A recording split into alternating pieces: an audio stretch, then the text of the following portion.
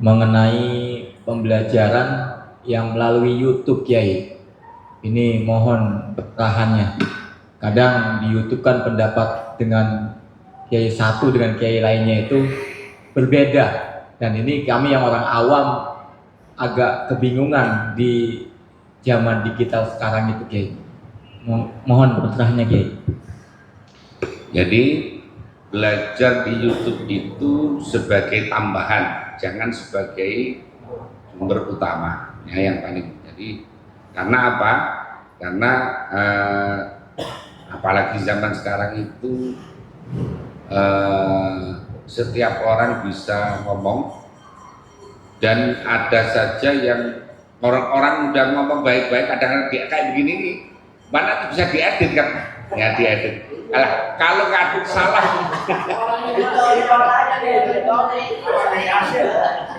kalau salah ngeditnya, wah ini bahaya, ini salah ngeditnya ini ya. Kalau salah ngeditnya maka bahaya. Nah jadi itu yang pertama. Yang kedua, tentu saja kita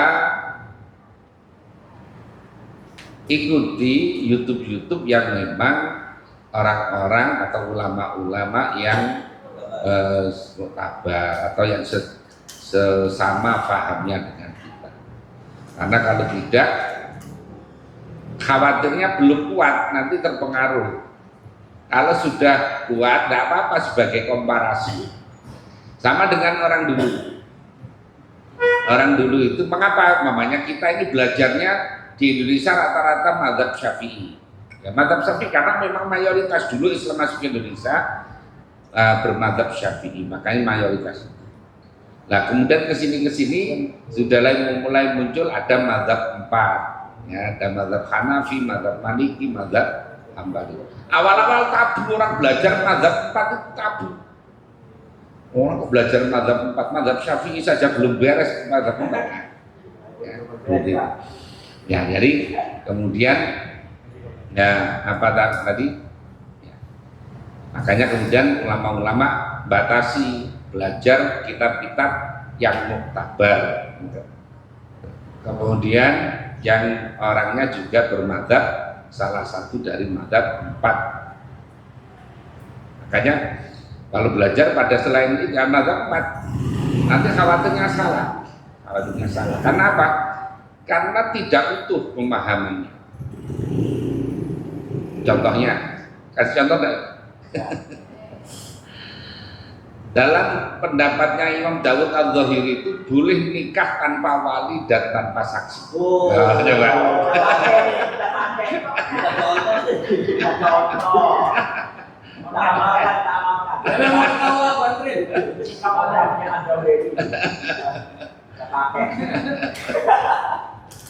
Jadi syaratnya perempuannya itu adalah janda. Syaratnya janda.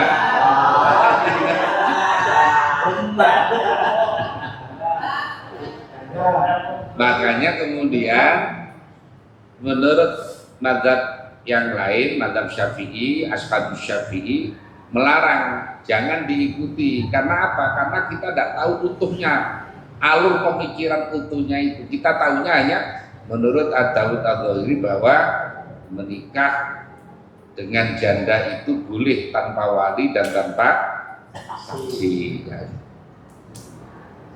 Contohnya lagi, ya banyak lah kalau mau contoh-contoh banyak sekali. Jadi simpulannya tambahan dari ya, jangan yang utama. Kalau utama dari itu nanti salah, karena kita juga tidak bisa tanya jawab, tidak bisa apa, tidak bisa konfirmasi dan sebagainya.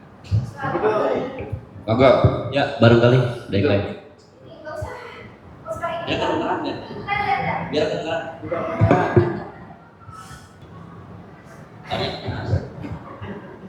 Assalamualaikum warahmatullahi wabarakatuh. Pak Ustadz, iya tadi berkaitan dengan pertanyaannya Pak Muzakir. Ini saya terus terang aja, om saya itu sampai ya sekarang beliau udah sepuh, udah sakit-sakitan. Beliau itu ngajinya itu melalui YouTube Buya Syakur. Nah, nggak tahu apa yang ditelan mentah-mentah. Dia kepengen matinya itu husnul khotimah. Ya Buya Syakur. Terus dengan mati husnul khotimah itu dia melaksanakan sholatnya belang bentong. Jumat nggak pernah Jumatan, nggak mau. Saya jadi suka aneh gitu lah. Dari mana itu? Menurut Buya Syakur, Om, yang namanya Buya Syakur saya nggak tahu yang salah yang mana ini. Beliau apakah Om saya? Yang jelas gitu. Sampai sekarang jadi dia nggak mau sholat gitu. Yang namanya mau husnul khotimah itu kan sholat. Om, kamu tuh mau tahu gitu. Ya saya sebagai keponakannya dimarahin gimana istrinya.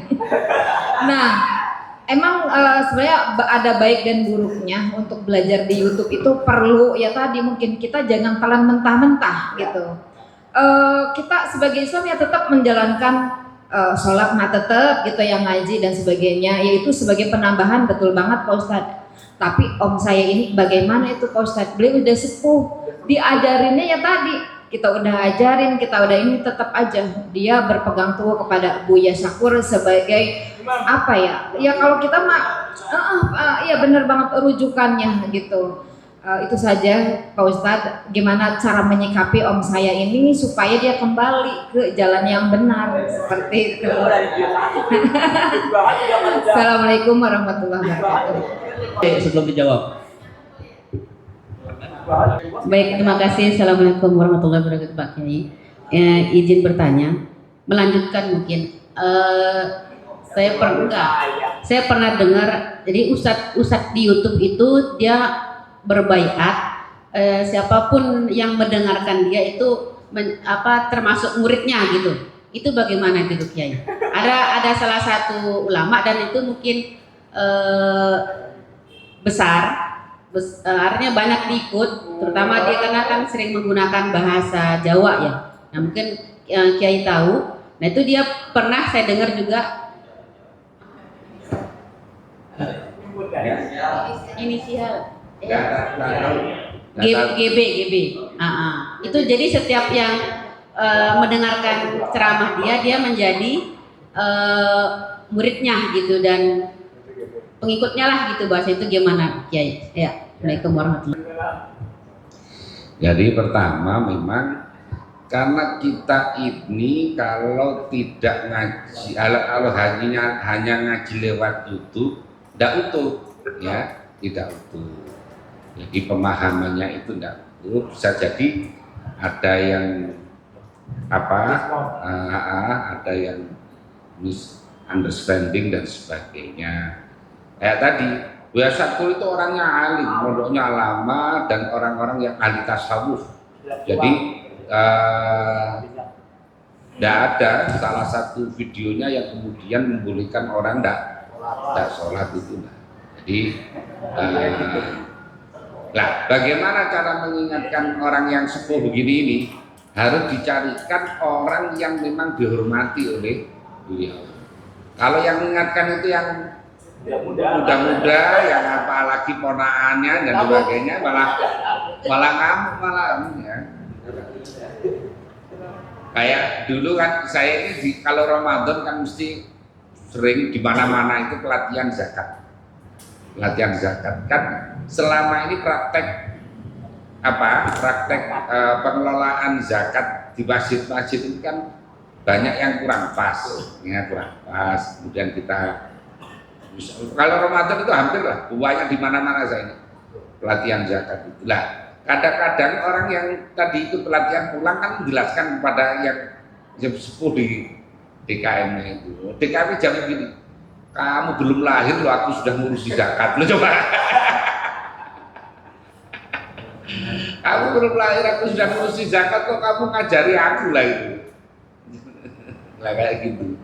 Jadi memang tidak gampang ya, tidak gampang. Jadi dicarikan orang yang kira-kira berwibawa atau orang-orang yang kira-kira dihormati oleh beliaunya. Karena kalau tidak ya sulit. Ya, kalau yang mengingatkan orang sesamanya itu ada masih mental, ya, masih mental. Dan yang kedua, bagaimana orang mengamalkan hal-hal yang ada di YouTube. Asal itu yang saya tahu dari Gus Baik begini, Dan ada yang tanya, apakah boleh saya mengamalkan atau apakah saya ini dianggap punya sanad ilmu ke Gus Baha kalau saya belajar ke itu. Artinya kan itu tidak langsung kan, tidak langsung. Kalau dijawab ya nggak apa-apa, itu apa namanya dianggap bahwa nyambung ilmunya ya dianggap. Jadi pada dasarnya boleh saja kita ini, umpamanya kayak di YouTube itu banyak ijazah-ijazah ya dari ulama-ulama, kayak umpamanya dari Kiai Khalwani atau dari Kiai Ilyas sama Mojokerto itu, Ilyas, masya Allah, siapa yang sepuh itu, ada juga dari Kiai Mbak Maimun atau dari siapa namanya pondok Lamongan itu, derajat Profesor Anu Jabai. Nah itu pada dasarnya ada apa-apa. Saya pernah, karena saya juga pernah tanya kepada Kiai Khalwani. Saya bilang ketika ketemu di waktu itu di Medan ada apa namanya baiat tarekat itu. Nah, saya kan tidak hadir apa sudah akhir saya tidak habis ngaji. Katanya Kiai, saya itu sering ikuti YouTube aja dengan kemudian apakah boleh saya amalkan? Oh tidak apa-apa, memang itu yang termasuk saya pernah dengan Kiai Mustafa Bisri ketika ngisi di Cilodong di Kiai Bukhari itu, kan beliau ngasih ijazah kepada jamaahnya ketika itu ikutan Fatihah. Saya ketemu langsung, saya ya nggak apa-apa, jadi boleh saja ya, ini saja. Dan memang orang yang belajar kemudian mengamalkan itu ya memang termasuk murid sebetulnya. Makanya katanya Sayyidina Ali, ana abduman allamani walau harfan. Aku ini adalah hambanya orang yang telah mengajari aku walaupun satu huruf. Insya'a ba'ani wa insya'a istaroni kan gitu. Kalau mau menjual silahkan, mau membeli silahkan. Itu gambar. Nah kalau kita terima ilmu dan kita amalkan, maka sama dengan kita memang ya kita mengaku beliau jadi guru kita dan kita jadi murid.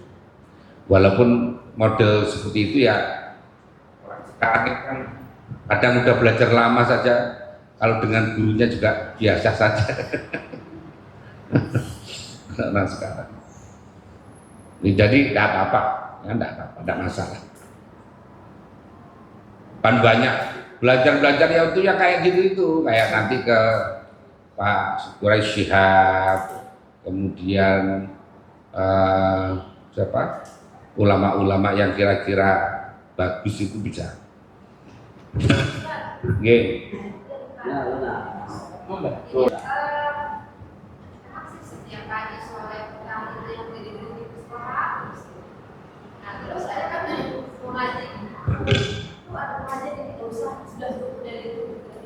Kalau itu tidak boleh, ya. Kalau itu tidak boleh. Makanya tadi YouTube itu hanya tambahan saja.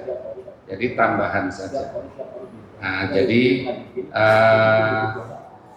hanya yang bisa begini, dikonfirmasikan saja kalau kira-kira ada keterangan yang berbeda antara guru yang ngajari langsung dengan umpamanya yang disampaikan oleh di YouTube, umpamanya oleh Gus Baha.